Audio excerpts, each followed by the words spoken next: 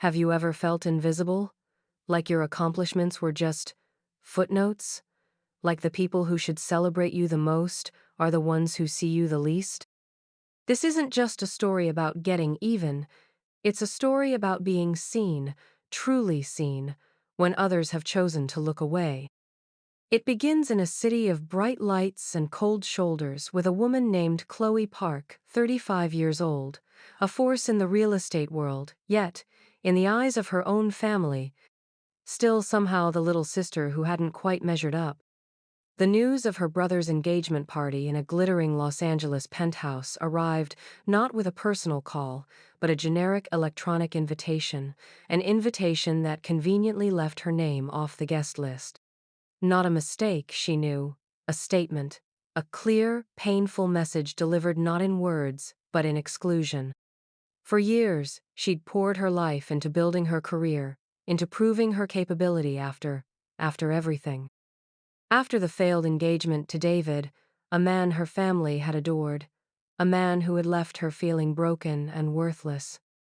Her career had been her quiet, fierce rebellion against that feeling.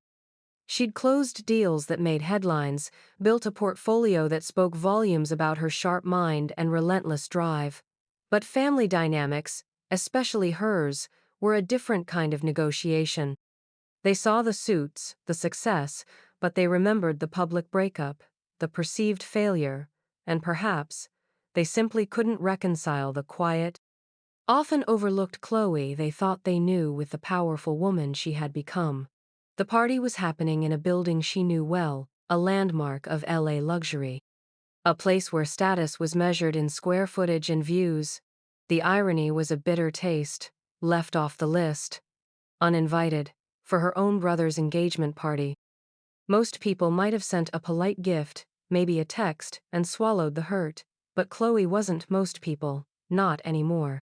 The quiet hurt had solidified into something harder, something that demanded recognition, not just for her success, but for her inherent worth. She looked at the non-invitation on her screen, a small, glowing rectangle holding so much history, so much dismissal. Her jaw tightened. A familiar fire, banked for years under layers of politeness and professional composure, began to flicker.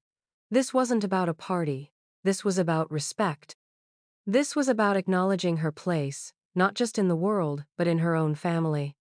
An idea, audacious and exhilarating, sparked. It wasn't the easiest path, or the cheapest, or the most conventional.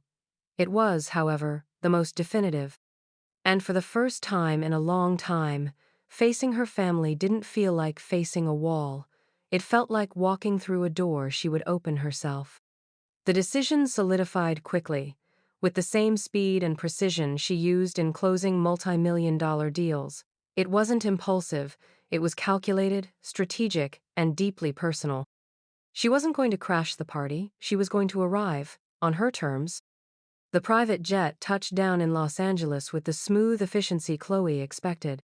There was no grand welcome committee, just the quiet hum of the engines winding down, and the familiar scent of the LA air, a mix of distant ocean and urban energy. She stepped onto the tarmac, a carry-on bag, her only luggage, dressed not in party attire, but in a sharp, impeccably tailored business suit. This wasn't a social call, it was a declaration. Her phone was already in her hand.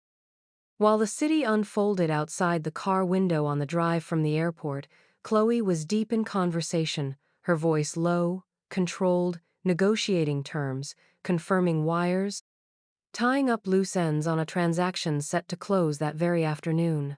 The property? The very penthouse hosting her brother's engagement party. A unit that had quietly come onto the market, an opportunity she'd spotted weeks ago. Initially, it was just another potential investment, albeit a prestigious one. But the non-invitation had transformed the sterile numbers into a personal mission. The timing was impossibly tight. Closing on a multi-million-dollar property hours before a major event happening inside it was the kind of high-wire act that thrilled her, a dangerous game of logistics and willpower. But Chloe had always thrived under pressure.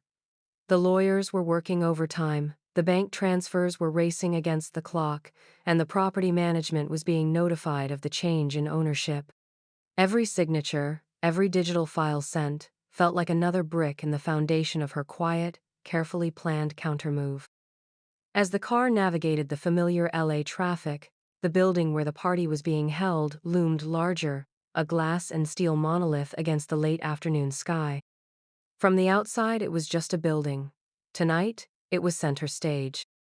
She instructed the driver to pull up to the service entrance, a discreet, less ostentatious entry than the main lobby her family and their guests would be using. This entrance was typically for residents with business, deliveries, or discreet arrivals. It fit her purpose perfectly. Stepping out onto the quiet side street felt strangely anticlimactic after the frenzy of the past few hours, yet the air thrummed with anticipation.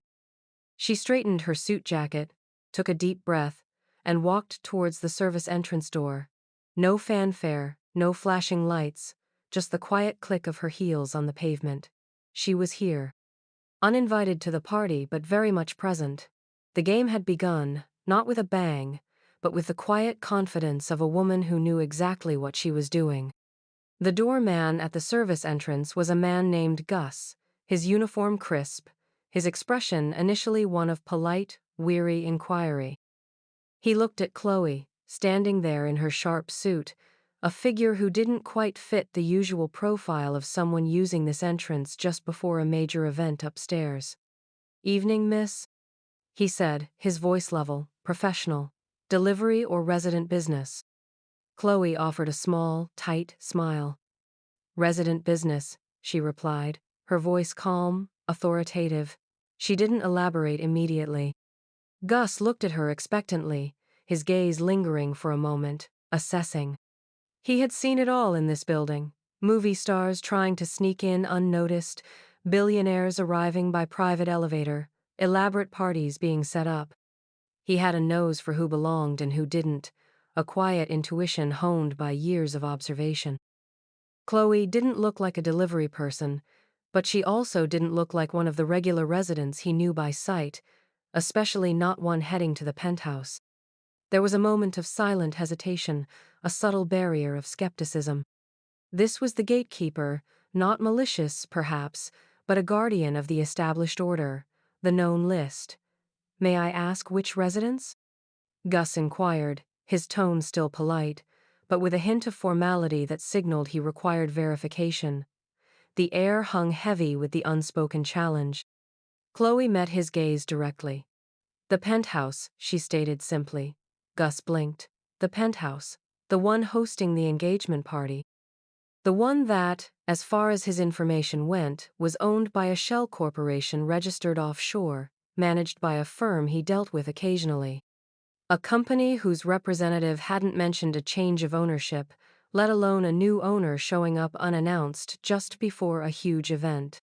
He paused, a flicker of disbelief crossing his face. "The penthouse?" he repeated, his voice tinged with surprise. "Are you expected, miss? There's an event tonight, a private party." Chloe felt a surge of quiet power. This was the moment the narrative shifted. "I am the owner," she stated, her voice firm, leaving no room for doubt. "I closed on the property this afternoon. My legal team should have notified the building management by now." She pulled out her phone, not to show proof, but to demonstrate her readiness to do so. Gus, a professional through and through, saw the confidence in her eyes, the lack of hesitation. He'd learned that in this building, the most powerful people often arrived without fanfare, their authority inherent, not announced. He still needed to verify, but his posture softened slightly.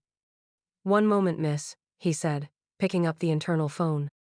He made a brief call to building management, his side of the conversation short, punctuated by nods and widening eyes.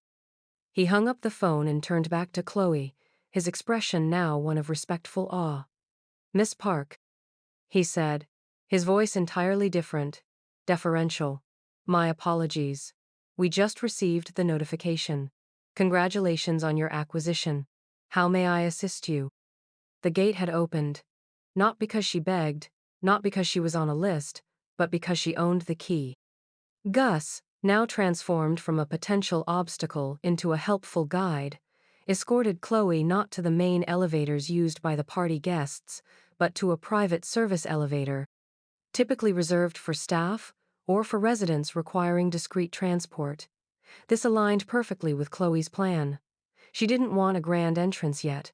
She wanted a strategic positioning.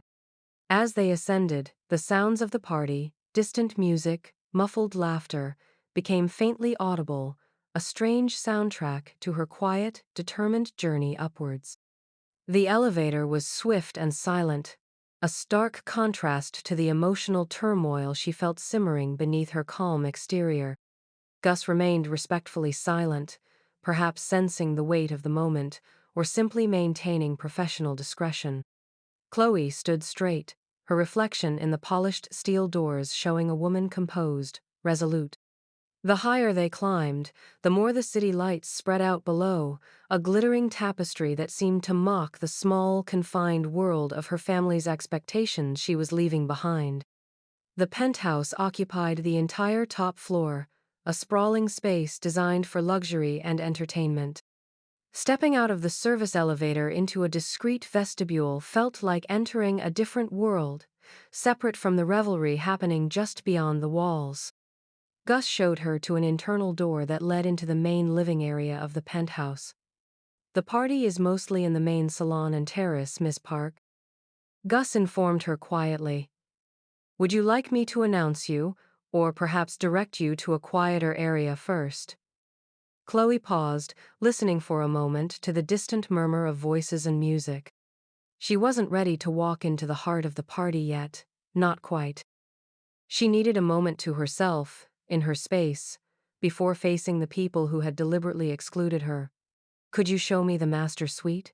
she requested. "I'd like to freshen up." Gus nodded. "Of course. Right this way." He led her through a short corridor, the sounds of the party fading slightly as they moved towards the private quarters. He opened a door onto a vast, opulent master suite, a sanctuary of calm and luxury. Floor-to-ceiling windows offered breathtaking panoramic views of the city, the kind of view you could only appreciate from the very top. "I'll leave you to it, Miss Park," Gus said, his tone respectful. "If you require anything at all, the internal line is programmed to reach the concierge or myself directly." "Thank you, Gus," Chloe replied, her voice soft. He nodded and withdrew, closing the door quietly behind him. She was alone. Alone in the penthouse she now owned. Alone, just a few hundred feet away from the family who pretended she didn't matter.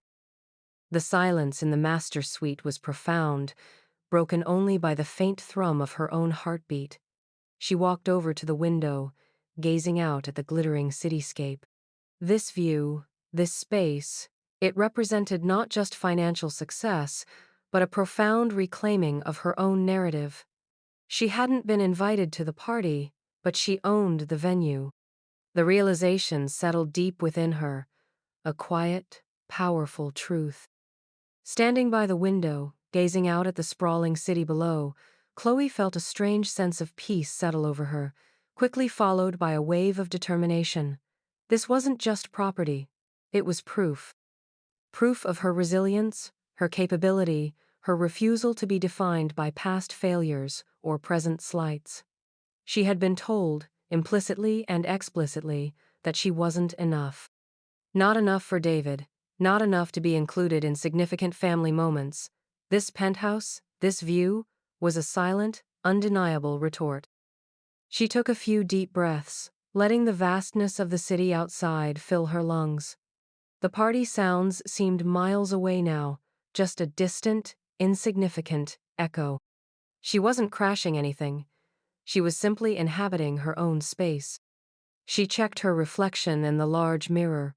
Her suit was still perfect, her expression calm, though her eyes held a fire that hadn't been there before. She tidied her hair, adjusted her jacket. There was no need for elaborate preparation, the truth was her armor. She left the master suite, walking with deliberate steps back towards the main living area. As she approached the internal door Gus had shown her, the sounds of the party grew louder, distinct voices, laughter, the clinking of glasses. She paused just before opening the door, taking one final moment to center herself. She wasn't angry anymore. The anger had been replaced by a cool, steady resolve. She wasn't seeking validation, she was asserting her reality. She pushed the door open and stepped into the periphery of the main salon. The transition was abrupt, from quiet solitude to vibrant, noisy celebration. The room was filled with elegantly dressed guests, the air thick with perfume, conversation, and the smell of expensive catering. Her brother's fiancée, radiant in a white dress, was chatting animatedly near a floor-to-ceiling window overlooking the terrace. Her brother was nearby, laughing with a group of guests. Chloe remained near the entrance from the inner corridor, an observer for a few quiet moments, taking it all in.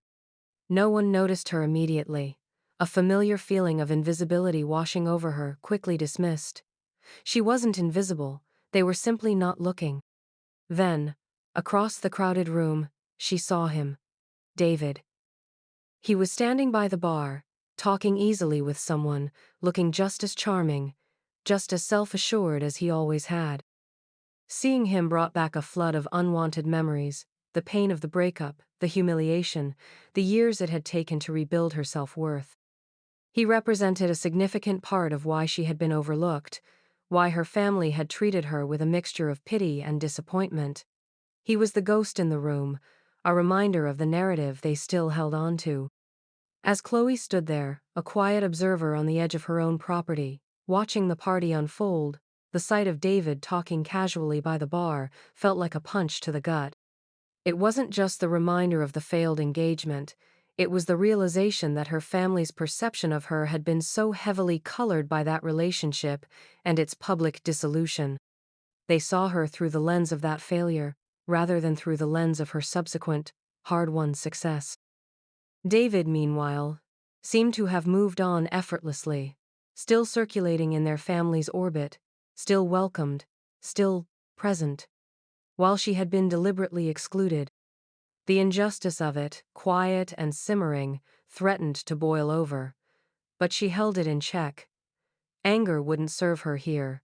Calm, undeniable fact would. She began to move slowly into the room, navigating the edges of the crowd. She wasn't making an entrance, she was simply existing in her space. People were so caught up in their conversations, in the lively atmosphere, that they barely registered her presence. She overheard snippets of conversation, talk of investments, travel, social events.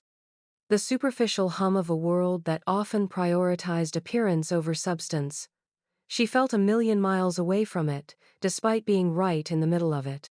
As she moved closer to the center of the room, she saw her mother talking to a relative, her father near the terrace entrance.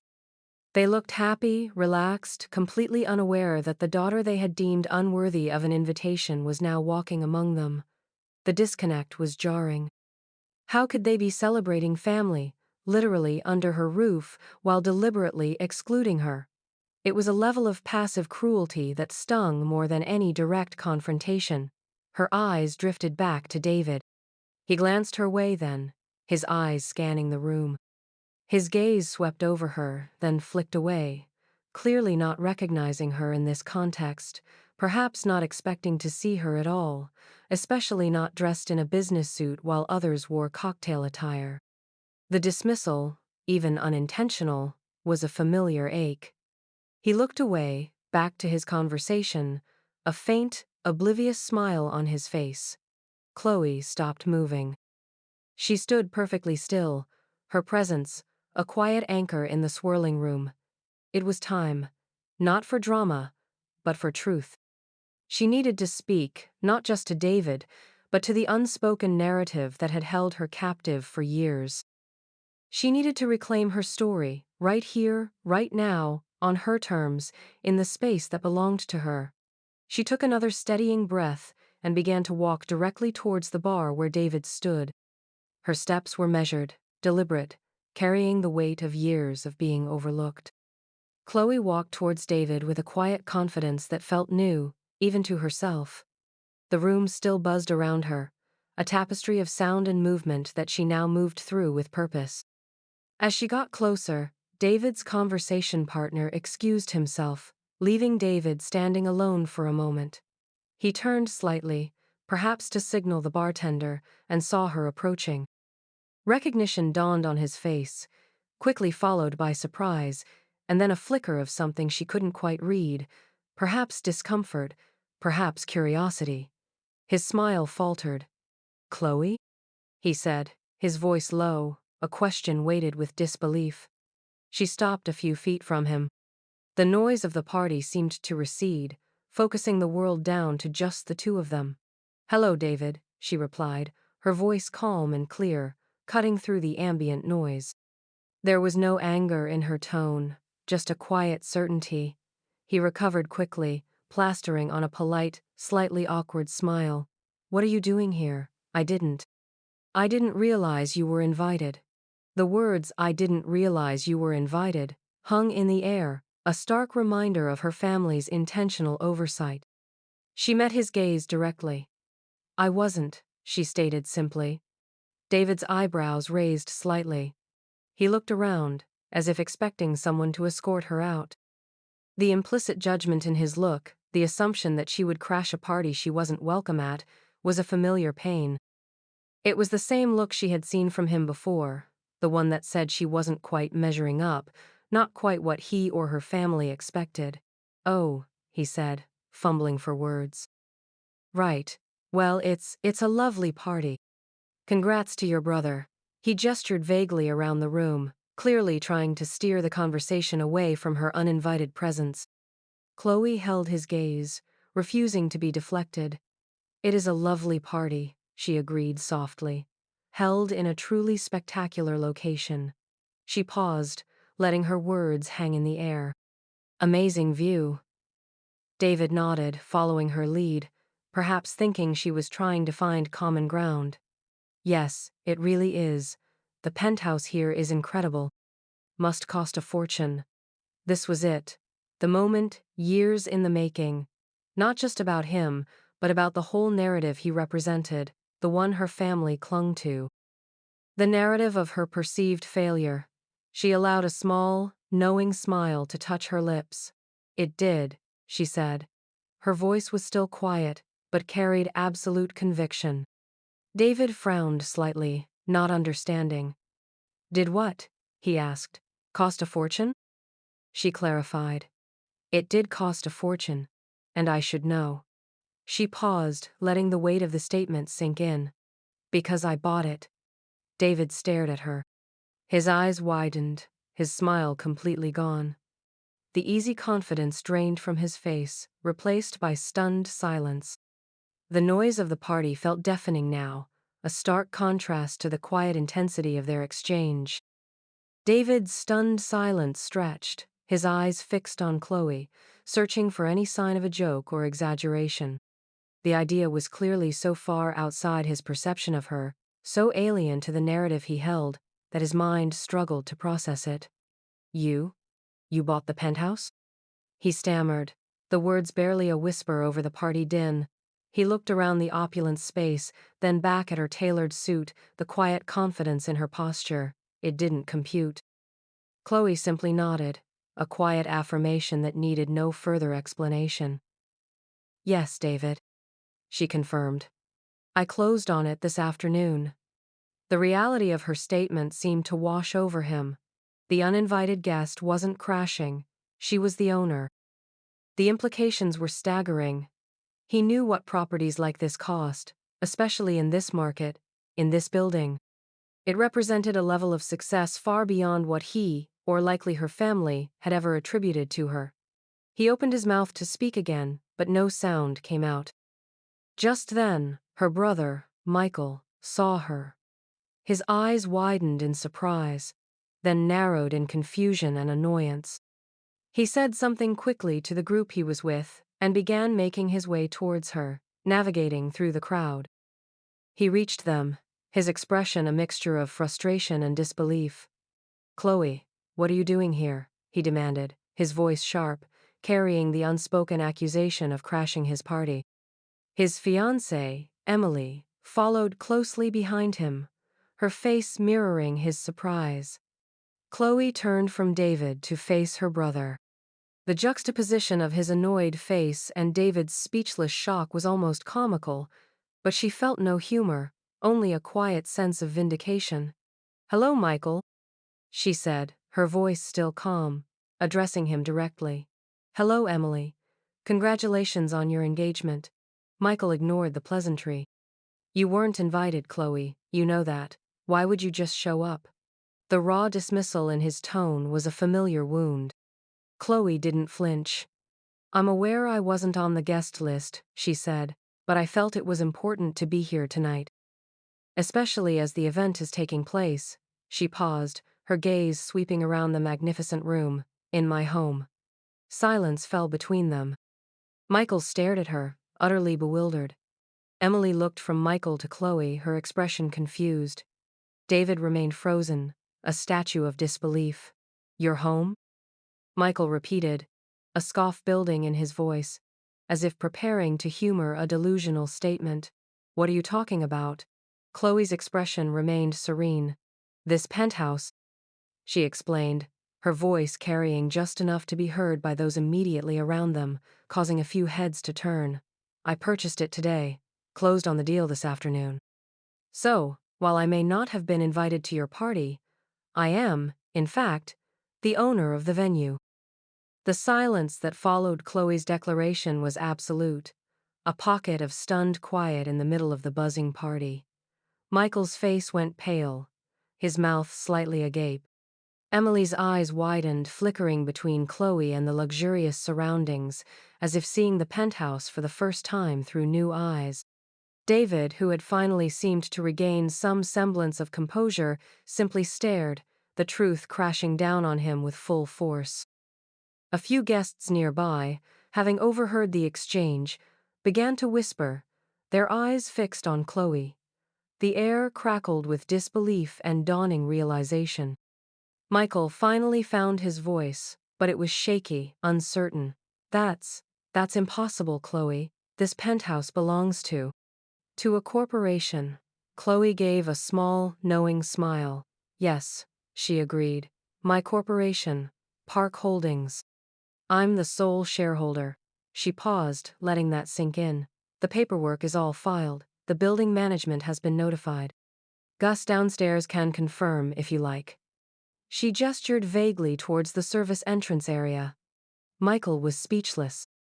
His planned reprimand, his annoyance at his sister crashing his party, evaporated, replaced by utter bewilderment and, perhaps, a grudging respect he had never shown her before. He looked around the penthouse again, the symbol of unattainable wealth and status, and then at his sister, the one he had easily dismissed, the one he had left off the guest list. The cognitive dissonance was palpable. Emily, bless her heart, seemed genuinely taken aback, perhaps seeing a side of her future sister-in-law she never knew existed. "Chloe, I had no idea," she stammered, sounding genuinely apologetic.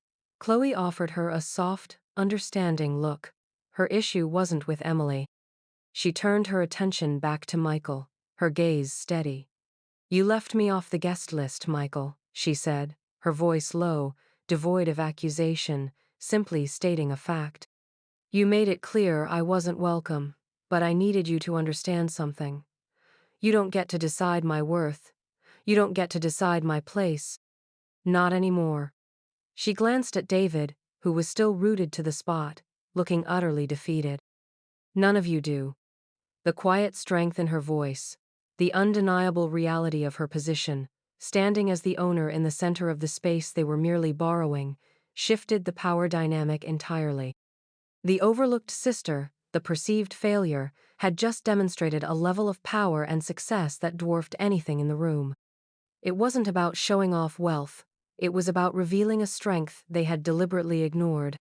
As the reality of Chloe's ownership settled over Michael, Emily, and David and began to ripple through the nearby guests, the atmosphere in the penthouse shifted. The easy conviviality was replaced by a tense, stunned silence around Chloe. Michael recovered slightly, a flicker of defensiveness replacing his shock. Chloe, this is extreme. You didn't have to buy the building just to come to a party.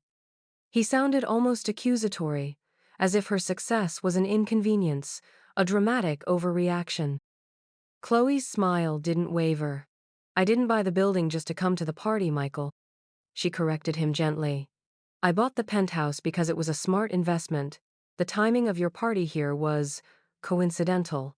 Although, she added, her voice gaining a touch of steel, it certainly provided a compelling reason to finalize the deal quickly and ensure I was present. She looked around the room, at the faces now openly staring at her. I came because I wasn't invited to my own brother's engagement party, because I was made to feel like an outsider in my own family, and I came because I needed you all to see me. Not the person you think I am, not the person you remember from years ago, but the person I am now. She turned her gaze back to David, who finally managed to speak, his voice hoarse. Chloe, I'm sorry, I didn't. Chloe cut him off, not unkindly, but firmly. It's not about apologies, David. It's about seeing clearly. You saw what you wanted to see, just like my family did. You saw a version of me that fit your narrative, someone who wasn't strong enough, who wasn't successful enough. Her gaze swept over Michael and Emily. You wrote me out of the story, but I'm still here, and my story is mine to write. She wasn't yelling, wasn't demanding anything. She was simply stating her truth, calmly and undeniably, in the physical manifestation of her strength. The room remained silent, the guests uncertain how to react. The party, for all intents and purposes, had stopped. The woman they had ignored, the one deemed not worthy of an invitation, was standing in the heart of the most exclusive property in the building, revealing herself not as a gatecrasher, but as the queen of the castle. The power had shifted entirely, leaving those who had excluded her feeling exposed and small. Chloe stood tall in the silence, the undisputed owner of the space, and, in that moment, the narrative. Michael looked utterly lost, caught between his initial annoyance and the overwhelming proof of his sister's quiet, monumental success. Emily still looked surprised, but perhaps also a little impressed. David seemed to shrink, the weight of years of underestimation and his own subsequent life choices visibly settling on him. Chloe knew this moment wasn't about humiliating them, though the truth itself was a powerful and perhaps humbling force. It was about establishing her reality, setting the record straight, and reclaiming her place. She hadn't come for revenge, she had come for recognition, for validation not from them, but for herself, by forcing them to witness her truth. This isn't about the money, Chloe said, her voice softer now, addressing the silent crowd more broadly, though her eyes remained on her family. It's about respect. It's about seeing people for who they are, not who you expect them to be, or who they were in the past. It's about understanding that strength and success can look different than you imagine. They don't always announce themselves with fanfare. She paused, looking directly at Michael. I love you, Michael, and I wanted to celebrate with you. It hurts that you didn't want me here, but my presence, my worth, isn't contingent on being on a list. It's inherent. She turned back to face the panoramic windows, the glittering city lights reflecting in her eyes. The view from the top. It had been a long climb, marked by setbacks and silent struggles, but she had made it. She felt a profound sense of peace wash over her. She had faced the people who had underestimated her, on her terms, in her space, and simply by being herself, by revealing her truth, she had dismantled the narrative that had limited her in their eyes. The power wasn't in owning the penthouse, the power was in owning her story, in standing tall and saying, "This is me. This is where I belong." She turned back to the room, a gentle, genuine smile gracing her lips. "The party is lovely," she repeated. "Please continue. Make yourselves at home." The irony of the phrase, in this context, was clear, but her tone wasn't mocking. It was generous. She had made her point. The rest was up to them. Some guests began to stir, uncertain, glancing at Michael for a cue. Michael, still visibly shaken, could only nod slowly. There was nothing he could say, nothing he could do. His sister, the uninvited guest, was the owner. As the guests slowly began to resume their conversations, albeit in hushed tones and with frequent glances towards Chloe, the initial shock began to dissipate, replaced by a palpable shift in the room's energy. There was a newfound respect in the air, a recognition of Chloe's quiet power that had been entirely absent before. Michael, after a long moment of silence, took a hesitant step towards Chloe. His face was no longer annoyed, but etched with a mixture of shame and awe. "Chloe, I messed up," he admitted, his voice low, meant only for her. "I'm sorry. We should have invited you. It was wrong." Emily came forward too, her hand on Michael's arm. "We are, Chloe."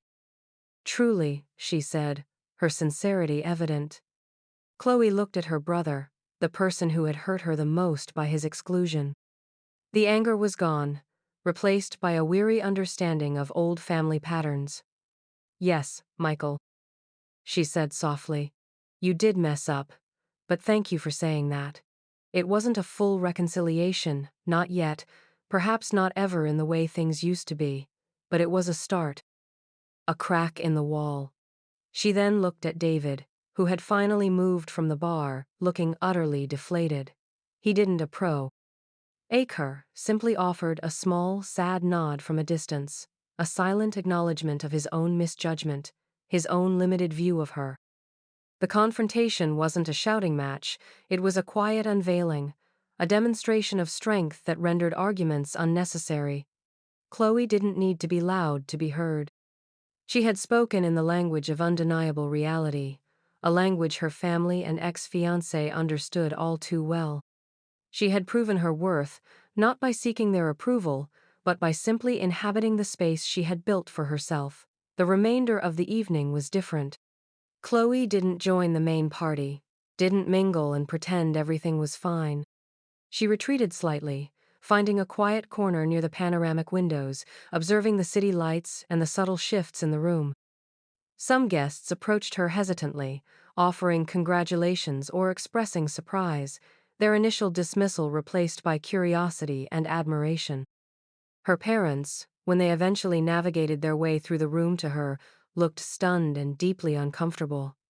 Their apologies were clumsy, tinged with disbelief at the scale of her accomplishment. Chloe accepted them with grace, but held her ground. This wasn't about returning to the old dynamic, it was about forging a new one built on mutual respect. She had rewritten her narrative, not just for them, but for herself. The uninvited guest was finally, truly, home. Chloe stayed at her penthouse for a few days after the party, a quiet assertion of her presence and ownership. The encounter had been intense, cathartic, and had irrevocably altered the landscape of her relationships with her family and David. There were tentative steps towards rebuilding, awkward phone calls from her mother, a formal dinner invitation from Michael and Emily, which she accepted. The conversation was stilted at first, but slowly, haltingly, they began to talk, not just about real estate, but about feelings, about the years of misunderstanding and distance. It wasn't a magical fix, but the foundation had shifted. The penthouse itself became more than just an investment. It was a symbol of her resilience, a physical reminder of what she had achieved against the odds, against the doubts of others, and even against her own internal fears. David reached out too, a lengthy, heartfelt email expressing his regret and his newfound respect. Chloe read it but didn't reply. There was nothing left to say. Their story was over. Hers was just beginning in a new, more empowered chapter. She continued to build her business, but with a renewed sense of purpose. The validation she had sought from others she now found within herself. The experience had stripped away the need for external approval, leaving behind a core of quiet confidence. She learned that sometimes, the most powerful response to being overlooked isn't anger or despair, but quiet, undeniable excellence. It's about building your own table when you're not invited to the feast. It's about recognizing your own worth, even when others fail to see it. It's about understanding that being underestimated can be a powerful motivator, a silent fuel for your fire. The penthouse became a place of strength, a vantage point from which to view the world, a reminder that she had earned her place at the top. She looked out at the city lights one evening, spread out like jewels below, and felt a profound sense of gratitude. Not for the wealth, but for the clarity, for the lesson learned, for the strength she had discovered within herself. She was no longer defined by who had left her off a list, but by who she had become, in spite of it. The days turned into weeks, then months.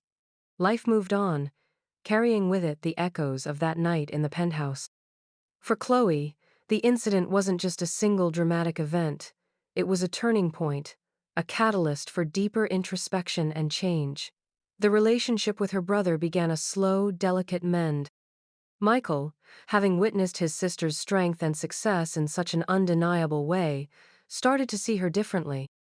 Their conversations moved past superficialities, venturing into more genuine territory, discussing shared memories without the filter of past hurts. Emily became a surprising ally, genuinely wanting to bridge the gap, admiring Chloe's quiet resilience. The family dynamic hadn't transformed overnight into a perfect picture of harmony, but the passive dismissal was gone, replaced by a cautious, sometimes awkward, but real respect. Chloe learned that while confronting the past was necessary for healing, dwelling in resentment wasn't. Her focus remained on building her future, on leveraging her success not just for personal gain, but for something more meaningful. She started mentoring young women in real estate, sharing her story, emphasizing the importance of self-worth and resilience in a competitive world. She used her platform, the one built on hard work and quiet strength, to lift others up. The penthouse wasn't just a symbol anymore, it was a home, a sanctuary, a place from which she could operate, confident and secure. She hosted small gatherings there, not extravagant parties, but intimate dinners with friends and colleagues who truly saw and appreciated her. The contrast between these gatherings and the grand impersonal engagement party she had crashed was a quiet reminder of the importance of genuine connection over superficial status. David faded into the background, a chapter closed. His presence, which had once held so much power over her self-perception, was now insignificant. She had moved beyond the need for his validation, or anyone else's. The true victory wasn't proving them wrong, it was proving herself right. It was discovering that the quiet strength she possessed was more powerful than any external recognition. It was finding her voice, not through shouting, but through truth and action.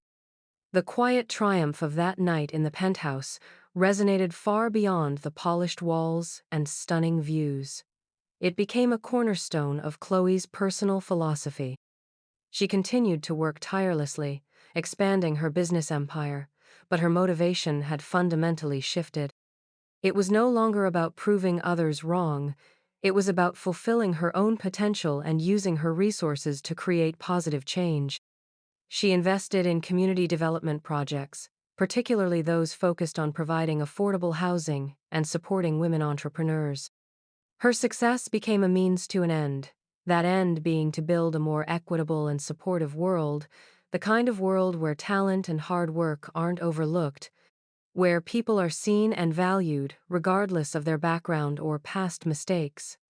The relationship with her family, while improved, remained a work in progress.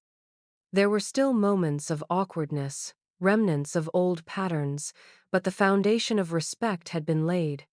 Michael genuinely sought her advice now, not just on business matters, but sometimes on life. Her parents were learning, slowly, to see her not just as their daughter who had struggled, but as a capable, compassionate woman who had built an extraordinary life for herself. The penthouse wasn't the end of the story, but the place where the next chapter began.